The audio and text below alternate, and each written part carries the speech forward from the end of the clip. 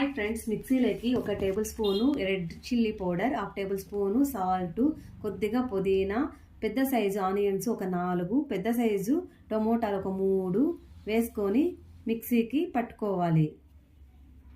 తరువాత ఆయిల్ పెట్టుకొని పోపు దినుసులన్నీ వేసుకొని జీలకర్ర వేసుకొని తర్వాత కరివేపాకు కొద్దిగా వేసుకొని ఫ్రై చేసుకోవాలి.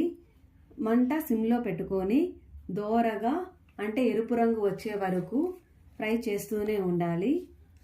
ఇలా కొద్దిగా ఎరుపు రంగు వచ్చిన తర్వాత ముందుగా గ్రైండ్ చేసుకున్న ఆనియన్ టమోటా మిశ్రమాన్ని కడాయిలోకి వేసుకొని ఇలా సిమ్లో పెట్టుకొని ఒక 5 నిమిషాలు ఉడికించుకోవాలి. ఇప్పుడు ఎంతో టేస్టీ రుచికరమైనటువంటి ఎర్రకారం రెడీ ఫ్రెండ్స్.